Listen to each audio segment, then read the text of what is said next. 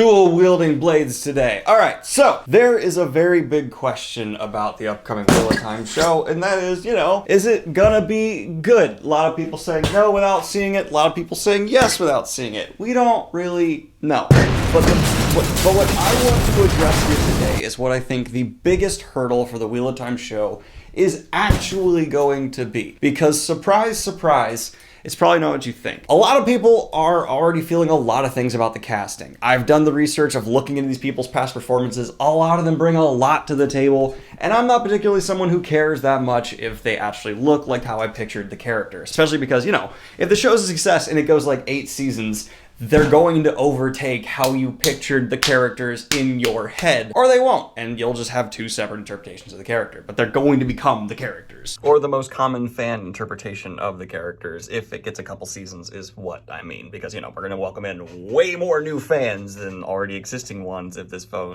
show is even like a mediocre success. But I expect it'll be even higher than that, so welcome even more. I care way more about performances, and after looking into these people's IMDb histories, got pretty damn good performances. If I had to say who I was most excited to see, for some reason I'm very confident Barney Harris and Rosamund Pike are just gonna knock it out of the park. So I'm less excited to see them because I'm more confident, and I'm more excited to see what this interpretation of Egwene, Nynaeve, Rand, and Perrin are gonna be. So does that make any sense? Oh. But anyway, I don't think casting is the biggest hurdle. I also don't think writing is the biggest hurdle, because as with a lot of super mega potential shows like these, they're bringing in big talent writers from several previous other successful shows, and there's gonna be some quality there just because the resumes we're seeing. We've also seen some rather impressive directors step into play.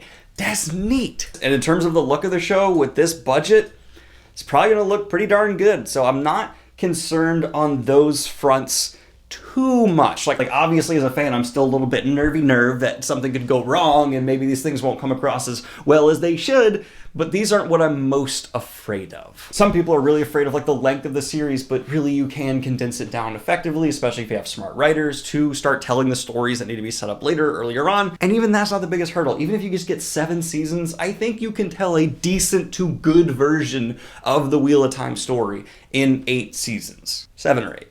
Right in there.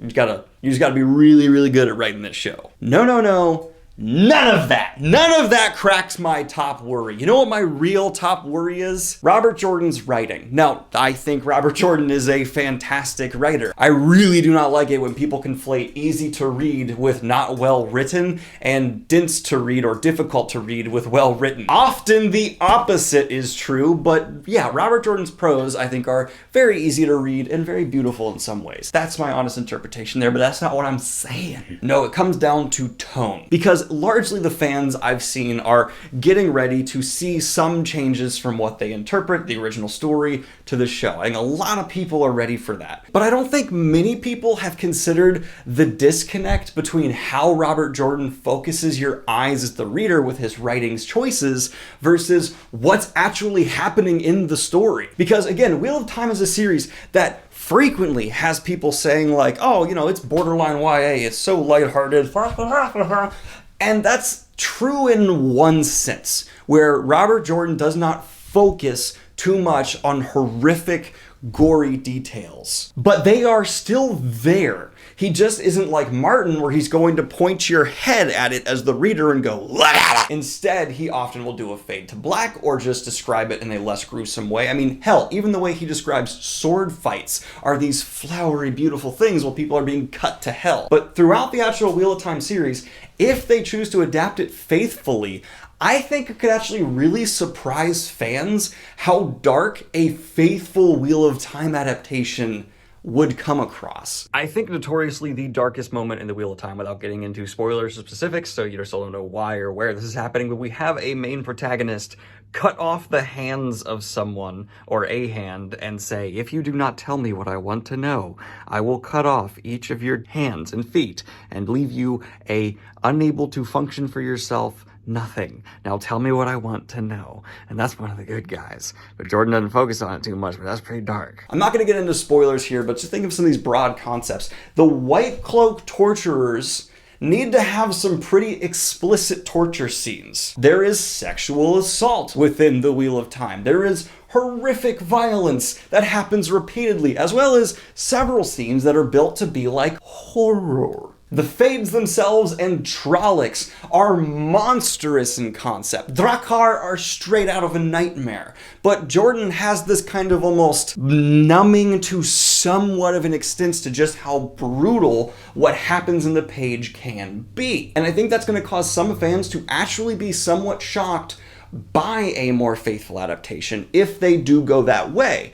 But then they could also pull back and say, no, let's match more his tone than what's literally on the page. And then I think that could feel more Wheel of Time in a way, but it would be a less accurate story. Does that make sense? I mean, especially when it comes to sexuality and nudity within Wheel of Time. Robert Jordan, he fades to black for sex, but there is nudity and all kinds of innuendos to even people, even like LGBTQ plus characters, because at the time he didn't explicitly, longer conversation there for a whole other video. But I'm just saying there is a lot more here in terms of adult content than I think some people who maybe just read the series once, didn't pay too close attention, are going to be aware of. Because there is, again, all this stuff that in any traditional sense would go hard R if you actually witness it. But fascinatingly, the writing choices prevent it from leaving such a dark mark. That's so interesting to me. And it's a conversation I've consistently had with casual Wheel of Time fans,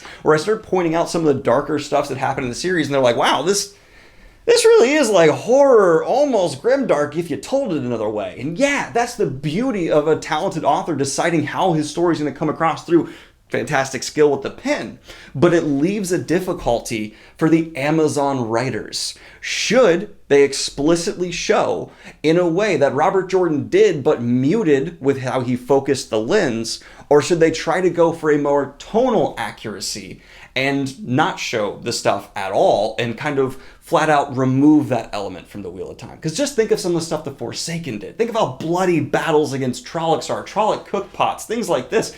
That's gonna be dark. You can't show that in the way Robert Jordan wrote it to not be as horrific. It's kind of fascinating how the medium change here is a great example of how there can be difficulties you don't think of immediately. I just realized I actually recorded this whole video and didn't say what I would prefer. And after sitting on this and thinking about it for a long time, considering the implications of themes and things that Robert Jordan sets up, I think these darker elements really do need to be there, and you cannot have them in a show with that same filter Robert Jordan provided. So the end result is, yeah, I think the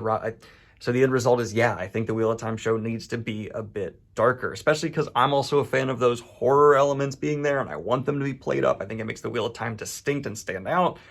Yeah, let's lean into it, especially with how the Aiel are presented and so much about how the culture variations occur. You can't not have those things in the show and not be losing significant portions of what make the Wheel of Time. So yeah, for me, a true Wheel of Time adaptation has to be a bit darker, and I would say just lean into it. And I know that's going to be something a lot of fans disagree on, and you're not wrong, and I'm not wrong. It's just a thing that has to be chosen one way or the other for a medium change to work. Let me know in the comments down below what you prefer, and like and subscribe if you have not already. Hit the Patreon if you're going to support what I do here, and have a good one, y'all. Peace! And I want to give a special shout out to Brian Spencer, my latest high tier Patreon. Thank you, boo-boo.